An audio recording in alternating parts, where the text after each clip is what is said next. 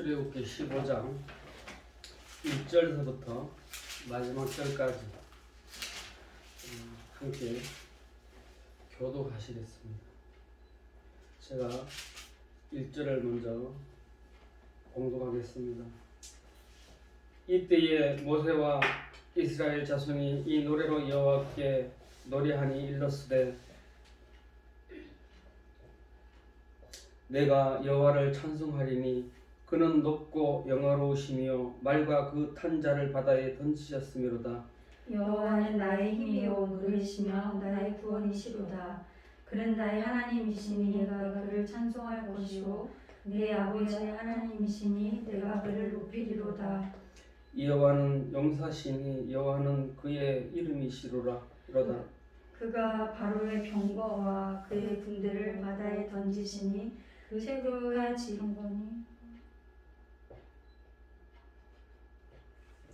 그게 틀려. 그런가 보다. 큰 물이 그들을 덮으니 그들이 돌처럼 깊음에 내렸도다. 여호와여 주의 오른손이 권능으로 영광을 나타내시니이다. 여호와여 주의 오른손이 원수를 출애굽기 15장 주께서 주의 큰 위엄으로 주를 거스리는 자를 엎으시나이다. 주께서 진노를 바라시니 그 진노가 그들을 초계같이 사르니이다. 주의 폭풍에 물이 쌓이되 파도가 언덕같이 일어서고 큰 물이 바다 가운데 엉기나이다. 대적의 말이 내가 쫓아 미쳐 탈진모를 나누리라. 내가 그들로 인하여 내 마음을 채우리라. 내가 내 칼을 빼리니 내 손이 그들을 멸하리라 하였으나 주께서 주의 바람을 일으키심에 바다가 그들을 덮으니 그들이 흉흉한 물에 납작히 잠겨나이다. 여호와여 신중에 주와 같은 자 누구니이까? 주와 같이 거룩하며 영광스러우며 찬송할 만한 위엄이 있으며 기이한 일을 행하는 자 누구니이까? 주께서 오른손을 드신즉 땅이 그들을 삼켰나이다. 주께서 그 구속한 백성을 은혜로 인도하시되 주의 힘으로 그들을 주의 성결한 처소에 들어가게 하시나이다. 열방이 들고 떨며 블레셋 거민이 두려움에 잡히며 에돔 방백이 놀라고 모압 영웅이 떨림에 잡히며 가나안 거민이 다 낙담하나이다. 놀람과 두려움이 그들에게 미치네 주의 발이 큼을 인하여 그들이 불같이 고요하였사오되 여호와여 주의 백성이 통과하기까지 곧 주의 사신 백성이 통과하기까지 하나이다. 주께서 백성을 인도하사 그들을 주의 기업의 산에 심으시리이다. 여호와의 이는 주의 처소를 삼으시려고 예비하신 것이라. 주의 이것이 주의 손으로 세우신 성소로소이다. 여호와의 다스리심이 영원 무궁하시도다 하였더라. 바로의 말과 병거와 마병이 함께 바다에 들어가며 여호와께서 바닷물로 그들 위에 돌이켜 흐르게 하셨으나 이스라엘 자손은 바다 가운데서 육지로 행한지라. 아론의 위 선지자 미리암이 손에 소굴을 잡으매 모든 여인도 그를 따라 나오며 소굴을 잡고 춤추니 미리암이 그들에게 화답하여 가로되 너희는 여호와를 찬송하라. 그는 높고 영화로우시며 말과 그 탄 자를 바다에 던지셨음이로다 하였더라. 모세가 홍해에서 이스라엘을 인도하매 그들이 나와서 수르강으로 들어가서 거기서 사흘을 행하였으나 물을 얻지 못하고 마라에 이르렀더니 그곳 물이 있어서 마시지 못하겠으므로 그 이름을 마라라 하였더라. 백성이 모세를 대하여 원망하여 가로되 우리가 무엇을 마실까 하매 모세가 여호와께 부르짖었더니 여호와께서 그에게 한 나무를 지시하시니 그가 물에 던지매 물이 닳아졌더라. 거기서 여호와께서 그들을 위하여 법도와 윤례를 정하시고 그들을 시험하실세 가라사대 너희가 너희 하나님 나 여호와의 말을 청종하고 나의 보기에 의를 행하며 내 계명의 길을 기울이며 내 모든 규례를 지키면 내가 애굽 사람에게 내린 모든 질병이 하나도 너희에게 내리지 아니하리니 나는 너희를 치료하는 여호와이니라. 같이요. 그들이 엘림에 이르니 거기 물샘 12들과 종로 70주가 있는지라. 거기서 그들이 그 물 곁에 장막을 치니라. 아멘. 아멘. 전능하신 아버지 하나님, 이 시간 하나님의 말씀을 증거하는 저에게 인간의 언어와 인간의 말을 할지라도 인간의 지식을 전하는 시간이 되지 않게 하시고 하나님의 영화로우심과 하나님 놀라운 기이한 이적들을 증거하며 하나님 우리를 사랑하시고 구속하신 그 깊은 사랑을 증거케 하여 주옵소서. 아멘. 전하는 자나 듣는 자가 다 함께 은혜가 되는 이 귀한 시간 되게 하옵소서. 아멘. 예수 그리스도 이름으로 기도하옵나이다. 아멘. 할렐루야. 할렐루야. 우리 그 김미란 전사님이 지난주인가 준목 인허를 받으셨어요. 이렇게 그 준목 그래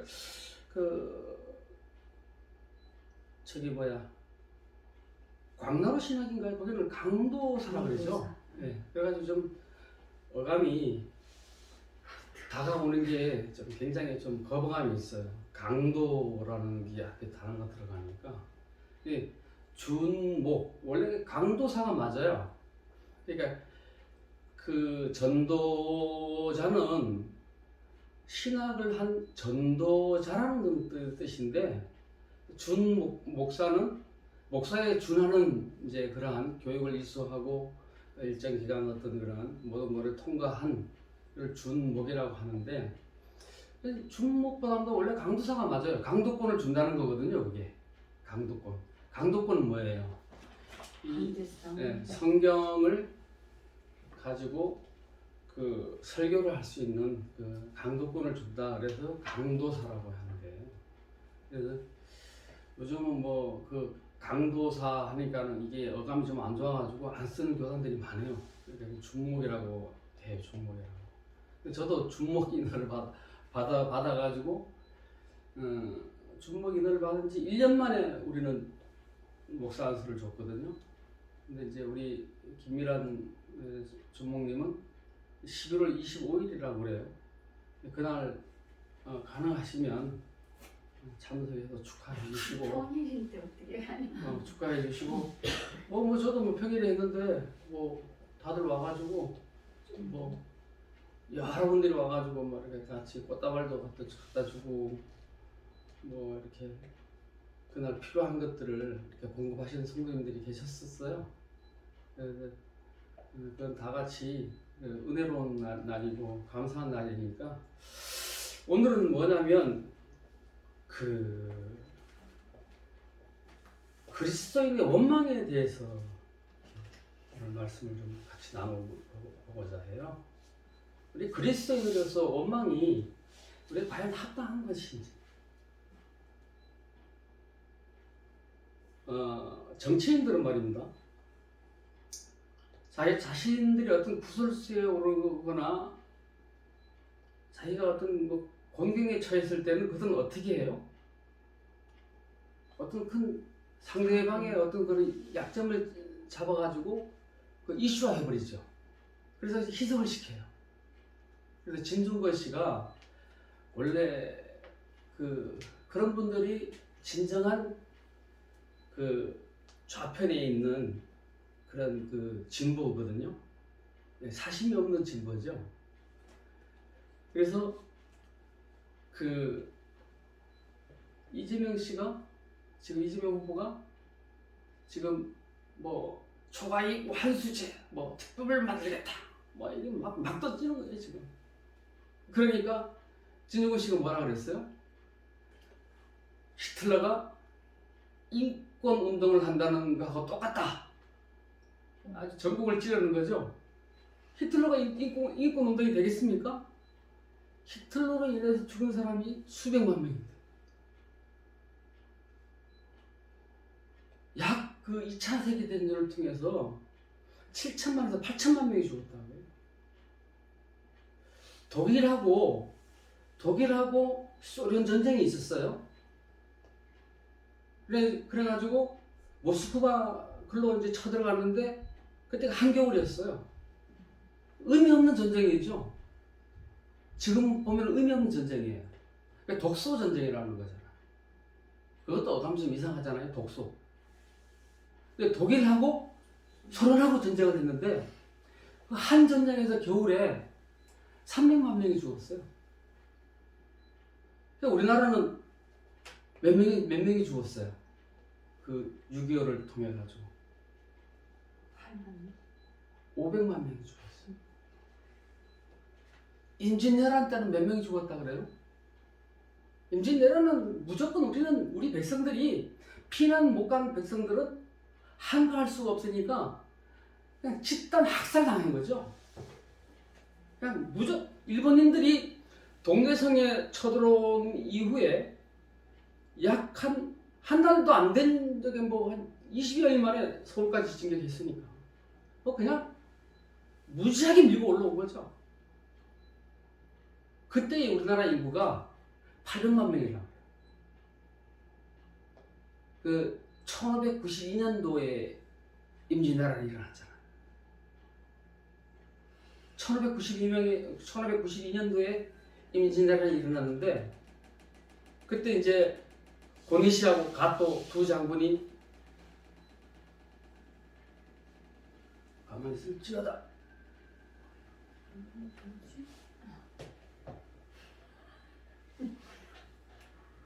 두 장군이 언론대로 그때 신립 장군이라고 들어보셨죠? 충주 탕금대에서 그분들이 그 조령이라고 하는 제가 있어요. 그게 무슨 제라고 하나 하면은 문경세제가 있어요. 문경세제가 그러면은 굉장히 길어요. 그 골짜기가. 그게 산이 산 제가 조령이거든요. 조령. 네, 조령. 그리고 이게 산을 이렇게 넘어갈 때는 령이라 그러잖아요. 뭐 대관령, 예? 뭐 진부령, 뭐 그리고 구룡령, 조천령, 뭐 이렇게 령이라 그래요. 거기서 그 험악한 산세에서 방어를 좀 했더라면은 신립장군이 그럼 좀 나은 전투를 하지 않았을까라는 아쉬움이 있는데 신립장군은 기마병을 다루는 능숙한 그런 장군이었어요. 근데 수적으로 우리나라가 조선 군대가 약했어요.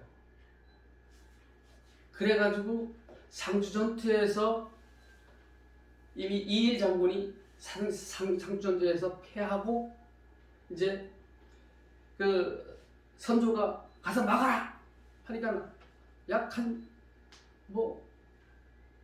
지금 자기가 3,000명을 끌고 갔다고 그렇게 기록이 되는 어떤 사본도 있는데 그때 일본의 그 고니시 장군이 일본에다가 보고한 게 약 한 800~900명을 사살하고 뒷산으로 일부가 도망갔다. 그럼 1,000명으로 그걸 막으려고 했던 거예요. 1536년에 율곡 이이가 10만 양병설을 주장했었잖아요. 근데 저는요, 여기 이씨 없죠? 네, 특히 전주 이씨. 저는 요새 우리 아이가 넷플릭스를 알려줘가지고 영화를 좀 보고 있는데 영화를 몇 편 보다 보니까 그것들이 이렇게 겹치는 이렇게 특히 그 임진왜란 이런 것들 주제로 한 거하고 병자호란 병자호란이 1537년에 일어났거든요. 그런 전쟁들이 이렇게 하면서 남한 선생이 갇혀가지고요. 그 영의정이라는 김유가 하는 말 참 기도 안 찹니다. 백성들의 목숨은 완전히 그냥 소비재도 그런 소비자, 요새 소비재도 참 우리가 아껴 쓰잖아요. 그리고 감사할 줄까. 그러한 관리들이 그러한 이시조선이 나라를 다스리고 있을 때 그 백성들의 피폐함이란 그 고난이란 얼마나 힘들었겠냐. 그때 우리나라 인구가 800만원인데 임진왜란 때 700만원이 죽었다. 888%가 죽었다. 다시 또 이렇게 1,000만원 인구가 또 금방 회복이 돼요. 한 10년, 20년 요런 사이에. 그래서 그때는 막 생긴 대로 났잖아요. 지금은 이 조절을 하잖아요. 조절을 하는데 그때는 생긴 대로 나오는 거예요. 그래서 저는 그 중국 사람들이 지금 저기 청나라가 원래 이게 만주족이거든요. 청나라가 만주족이에요. 한족이 아니에요. 그 강성한 그 명나라를 제키고 청나라가 나중에 그 패권을 잡았다가 청나라가 망하면서 뭐가 들어선 거예요? 그 국공 내전이 일어나면서 목조통일가 중공이 된 거잖아요. 그래서 그런 것들을 볼 때 우리나라가 얼마나 약했는지 그 노론, 소론, 북인, 남인, 서인, 동인 그 쓸데없는 그런 통촉하여 주시옵소서 그런 개같이 있는 소리 같은 그런 영의정 당상관에 우리 집안이 당상관을 몇 명을 배출했니? 그거는요 민족의 수치라고 생각해야죠. 저희 우리가 성씨가 좀 희성이에요. 많지는 않아요. 16만밖에 안 돼요 우리나라에. 그런데 당상관은 5명 이상 배출했어 우리 집 가문에서. 그러면은 김이박 이런 데는 물론 많으니까 많이 배출되겠죠. 인구가 많은데 남산에서 돌을 던지면 김이박 맞을 확률이 거의 80% 이상이 된다. 자, 그러면은 오늘 이 대한민국은 참으로 풍요한 국가가 됐어요. 사색도 할 수 있죠. 자유를 향유할 수 있죠. 그런데요, 지금 지난 우리 한 2년간 우리가 뭐를 당했어요? 코로나 독재를 받았어요. 좌파들이 정권을 잡으면 좀 나아질 줄 알았어요. 이거는 완전히 무슨 전염병을 어쨌거나 이 코로나는 종식시킬 수는 없어요. 같이 위드 코로나 같이 갈 수밖에 없어요. 치료하면서 걸렸다 나으면서. 저는 어제 그저께 코로나 검사를 동대문에 걸어오면서 있길래 한번 받아봤어요. 또 코로나 검사 전 여러 번 했는데 또 음성이라고 이렇게 날아왔더라고요. 그래서 이 나라가 이런 식으로 가야 되냐, 저는 참 거기에 대한 좀 불만이 좀 있는 사람이에요. 자, 그리스도의 욕망. 우리는 살면서 어떤 재난이나 신변의 불이익을 당할 때가 많아요. 정치인들은 자신의 잘못된 일들을 덮기 위해서 희생양을 찾거나 더 큰 이슈를 터뜨려 희석시키려고 합니다. 성경에 보면 원망이 많이 나와요. 오늘도 이 말씀을 다른 각도로 제가 문맥을 잡아도 돼요. 근데 원망이란 단어는 굉장히 많아요. 근데 특히 오늘 이 본문을 잡은 것은, 이 본문은 이러한 초자연적인 그러한 사건들이 인류 역사상에 유일무이하다는 거예요. 그 바다를 가르치는 거예요. 저 밑에 제부도 밑에 어디 가면은 바다가 열린다 그러는데, 그거는 간만의 차이 때문에 땅이 드러나는 거지 모세의 기적이 아니에요. 이 모세의 기적은요, 이건 하나님의 초자연적인 비상개입이라고 보면 돼요. 그 이적이라고 하잖아요. 이적 하는데, 그 이적은 당신의 백성들을 지키기 위해서 하나님이 인간의 역사에 그러니까 앰뷸런스를 타고 불자동차를 타고 급하게 개입하시는 것을 비상개입이라고 하는 거예요.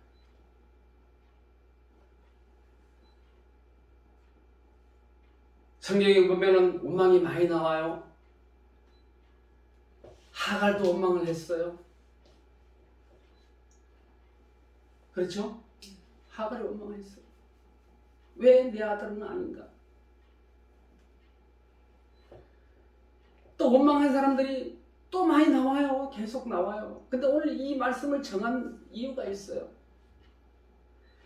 우리들이 믿는 하나님은 적어도 나라의 대통령 같은 권력을 가진 그런 정도의 하나님이 아니라는 거예요. 세계를 호령하는 바이든 같은 힘을 가진 그런 하나님이 아니라는 거예요. 우리들이 믿고 섬기는 그 하나님은 잠잠하신 것 같이 지금도 낮잠을 주무시고 계신 것 같은 그 하나님은 졸지도 않고 주무시지도 않고 우리를 눈동자같이 보호하신다 그랬어요. 그게 우리의 믿음이잖아요. 또 그게 우리가 받은 말씀이잖아요. 그러면은 우리가 이러한 하나님을 믿는 우리들이 이 성경의 본문 속에서 나를 대입을 한번 해보자고요.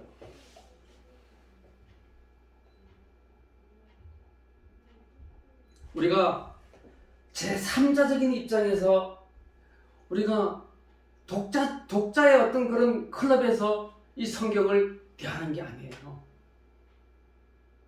이 말씀은 하나님이 우리에게 구원받는 길을 제시하신 하나님의 책이에요. 더 이상 우리에게 구원받을 만한 어떠한 예언이나 계시를 이제 더 불필요하다는 거예요. 그래서 많은 사람들이 지금도 나타나서 내가 이 세상의 구세주다. 누가 이만희 같은 사람들. 그러면은 그런 사람들이 다시 이 땅에 메시아가 와요? 메시아는 이미 2000년 전에 이 땅에 우리를 위해 오셨어요. 다 이루셨어요. 다 이루었다. 다 이루었다. 성경을 이루신 거예요. 할렐루야. 오늘 이 말씀은 우리가 독자적인 어떤 클럽에서 이 말씀을 대하는 게 아니고 우리가 여기에 관여자로서 등장인물로 들어가야 되는 거예요. 주관자로서. 그러면 이러한 초자연적인 하나님을 모시는 우리들이 그리스도인으로서 살아갈 때에 우리는 원망에 대해서 어떠한 마음 자세나 몸가짐을 가져야 될까요? 원망을 많이 해요. 저도 원망 많이 했어요. 근데 저는 부모님에 대한 원망은 한 적이 없는 것 같아요.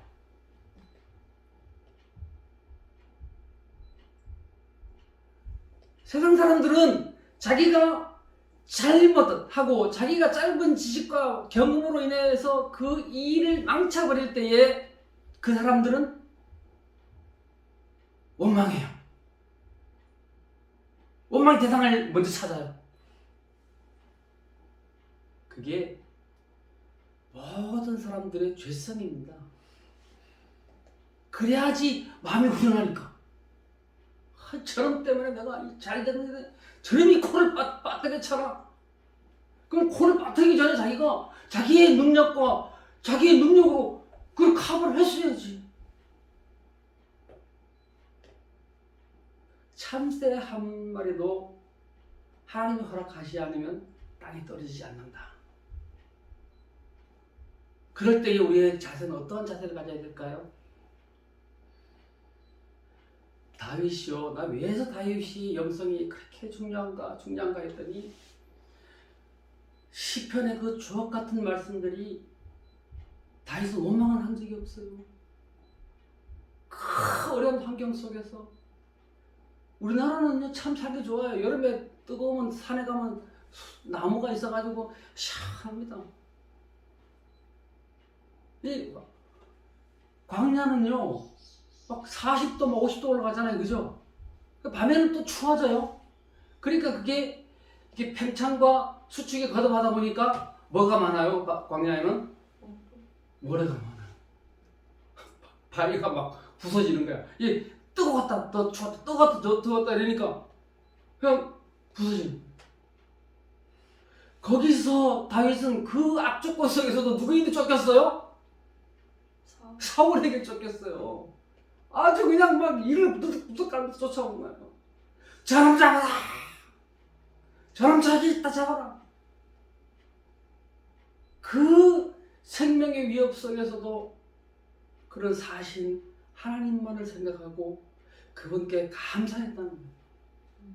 그럴 때에 다윗은 통일 왕국의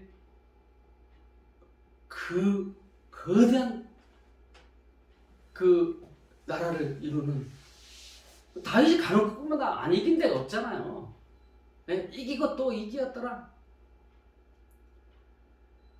이 시대를 살아가면서 우리들의 모호한 처지에 갇힐 때가 많습니다. 아무리 기다려도 오지 않는 우리들의 바라는 이익의 소망들, 우리들이 바라는 꿈같은 전형적인 전원의 풍요로움들, 왜 나만 이래야 될까요? 왜 나만 이렇게 힘들어야 될까요?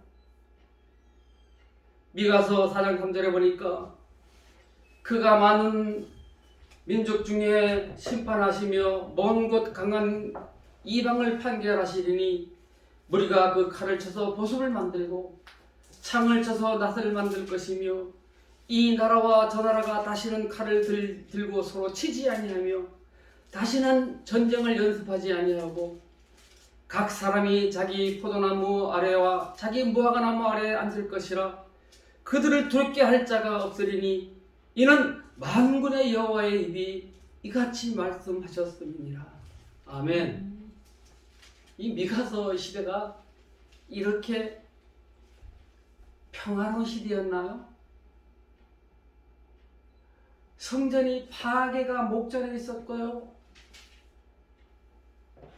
그리고 나라의 존폐 위기가 목전에 있을 시기였어요. 이럴 때에 창을 쳐서 낫을 만들고, 이제 더 이상 싸움이 일어나지 않는 그러한 나라가 온다는 거예요.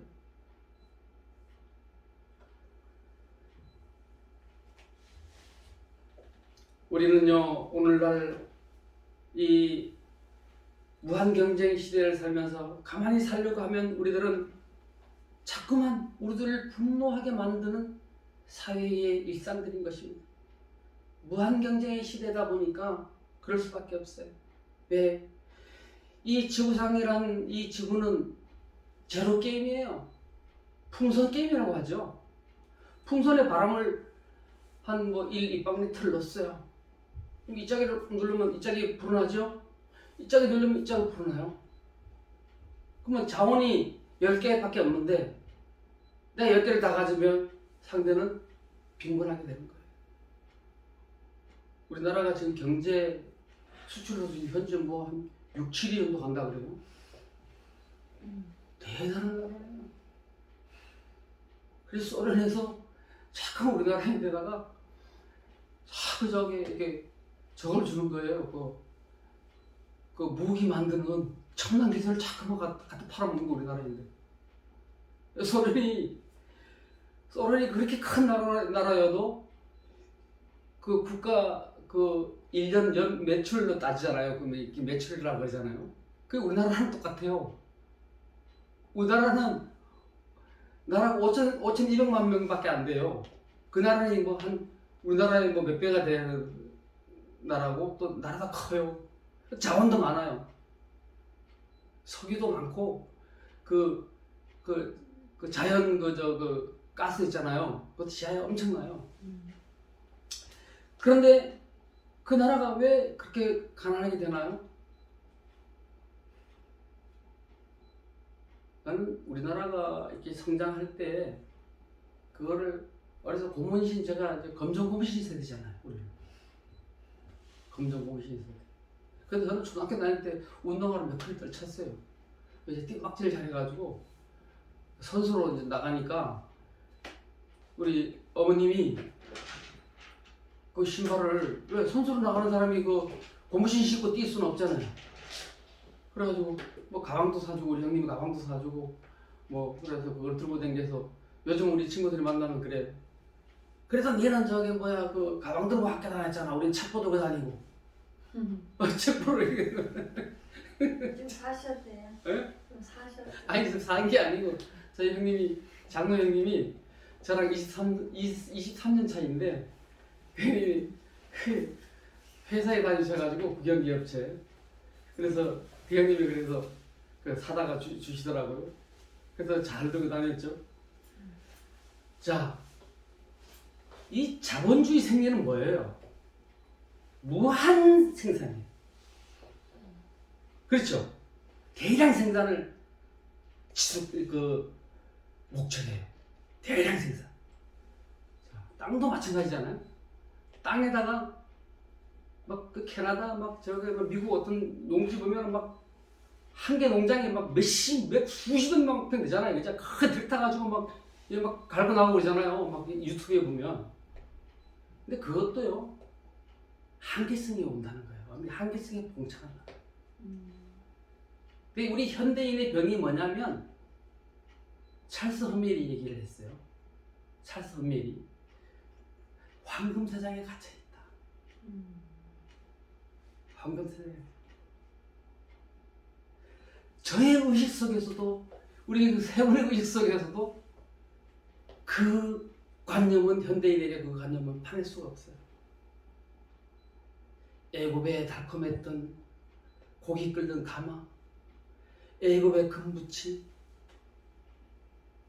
애굽에 누렸던 그 문화들 그 시대 때에 첨단이 달렸던 그 향락의 문화 그런 것들을 지워버리시기를 하나님은 원하셨는데 이 백성들은 그거를 계속 유출을 하는 거예요. 내가 파와 부추와 고기를 끓는 고기 가마 곁에 앉았다. 그때로 돌아가고 싶다. 뭐야 이거? 내가 부인을 얻었는데, 에? 내가 남편을 얻었는데, 전 여자친구를 자꾸 앞에 얘기를 하는데, 그 남자친구가 당신보다는 멋있었어.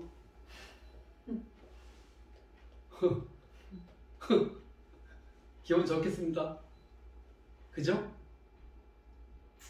우리는요 그리스도인들이 오늘날 살면서 그러한 사고 속에서 살아간다는 거예요.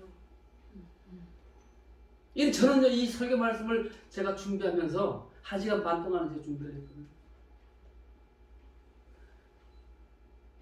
제인데 내리는 말씀, 내가 생각하는 그런 말씀을 2번 되는 말씀을 적었어요. 9페이지를 제가 1시간 반만 만들었어요. 자, 무한 생산이란 땅도 그 영양분이 한계가 있는 거예요. 그러다 보니까 인간들이 나중에 어떻게 하는 거예요? GMO, 유전자 변형을 막 하는 거야. 이건 하나님 앞에 범죄예요, 범죄 아니에요? 범죄예요. 한 밭에 2가지 작물도 심지 말라고 했어요. 유대인들은요, 죄송합니다. 유대인들은 싱크대를 이렇게 하면은 고기 구워 먹는 싱크대 별도, 이쪽에 우유 컵 씻는 데는 별도입니다. 그들의 의식 속에서는 유일신사상. 그래서 어미와 새끼를 한 날에 잡지 마라. 그죠? 그게 나와있죠? 저기 모세오경에. 그거를 지키기 위해서.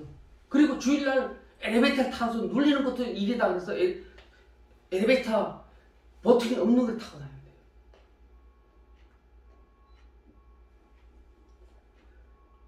세계의 자연 세계에서만 적자 생존 존재하는 건 아니에요.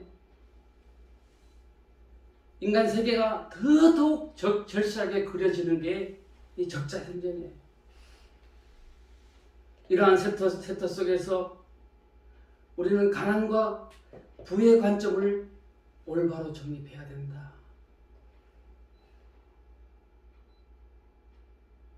부자와 나사로 누가복음 16장의 말씀 아시죠?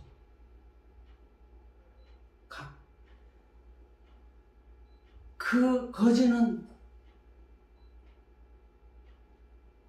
부자의 상에서 떨어지는 것으로 배불리려고 하였다. 부자가 먹으면서 얼마나 떨어뜨리겠어요, 맛있는 거를.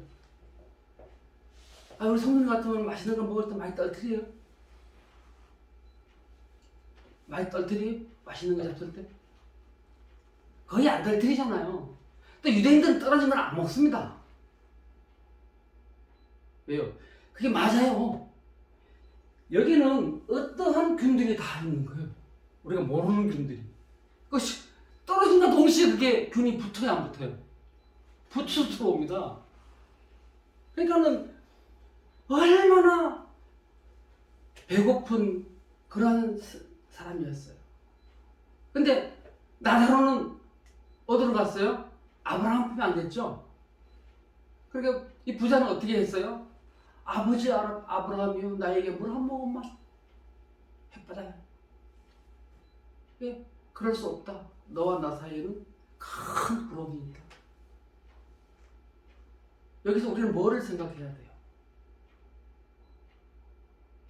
부자가 왜 여기서 한나라에 못 갔다고 생각해요? 잔치를 베풀면서 그 국리력일 마음이 없는 거잖아요. 거지가 오면은 한 그릇 해서 작은 상태도 채해서 내주면 되죠. 소자에게 물 한 그릇 떠주는 것도 하나님 예수님께서 잊지 않는다고 그러셨는데, 예? 저기 작은 소자에게 한 것도 크게 생각하신다는 우리 하나님 아버지인데, 예? 자신을 위해서 기름진 것을 먹고 그 가난한 사람들에게는 떨어진 그 부스러기, 그게 비둘기 모이죠. 비둘기 모이. 얼마나 처절한 광경입니까? 우리는 최소한 그런 삶은 아니잖아요. 감사하십시다. 할렐루야. 자, 이게 지금 이제 3페이지까지 왔는데요. 얘기는 다 했어요. 네, 얘기는 다 했어요. 창세기 15장 10절에 아브라함이 쪼긴 고기 사이에서 하나님이 그에게 언약을 하셔요. 밤이 되자 햇불이 내려서 쪼개지 않는 고기를 둘러 가르시고 언약을 하셔요. 쪼갠 고기는 뭐라 그랬죠? 그 중동 근대사에서? 중동 근대사 쪼갠 고기는 뭐를 의미한다 그랬어요? 계약을 의미한다 그랬잖아요. 계약. 왜냐면 그 고기를 반 갈는 것처럼 이 약속 안 지키면, 이 계약 안 지키면은 갈라버려. 그 뜻이라고. 그래서 거기서 하나님이 아브라함에게 뭐라고 하셨어요? 400년 만에 돌아와라. 그들이 400년에서 30년을 기차 복귀를 해서 430년 만에 돌아왔어요. 430년 만에 돌아왔어요. 돌아온 길이 환호자격해야 되는데 그 시퍼런 넘치는 바다를 가르고 얼마나 참 그 아름다운 여정이고 가슴 뛰는 여정이에요. 그래서 저는 원망했어요. 그들의 죄의식, 그들의 노예 근성, 마귀의 노예 근성, 우리의 부의 물질관과 이런 것들이 원망이 어디서 나올까요? 원망은요, 흑암의 자식들이에요. 거기서부터 생깁니다. 그들이 달콤한 음료에 길들여졌고 혹독한 애굽의 채찍에 원망만 하던 지난 세월들의 길들여져 있었던 것이, 원망의 대상을 눈앞에만 있는 자신의 신변에 국한된 근시안적인 삶을 살던 노예의 근성입니다. 우리는 물질을 다스리기보다 물질에 치여서 허덕거리고, 우리는 거기에서 우리 영혼을 함몰시켜가는 현대인들이에요. 저도 반성을 많이 해야 돼요. 원망합니다. 원망합니다. 원망합니다. 또 내일도 원망합니다. 이스라엘 백성들은 그 이스라엘 왕국을 세우고 하나님의 초자연적인 비상 개입의 역사를 많이 경험했던 유일한 민족이에요.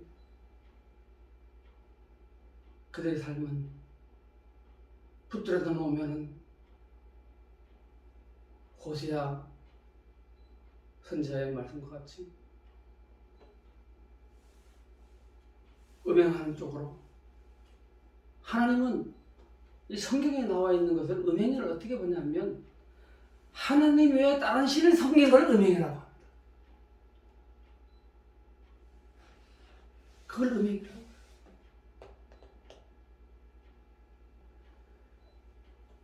우리는 이러한 상천하지의 하나님, 제가 마귀론을 언제 제가 할 때가 있겠죠. 있을 텐데 게임도 안 돼요. 우리 하나님 같은 분은 유일신이에요. 그런 하나님을 믿는 우리들이 이 시대를 살아가면서 물질의 향락과 여러 유혹 속에 있을지라도, 우리가 또 답답한 마음이 있을지라도 원망하지 말고 우리 감사하십시오. 하나님을 잘 섬기고 그러다 보면 또 당신의 필요한 백성들에게 필요한 것들을 허락하실 줄 믿습니다. 말씀을 마치도록 하겠습니다.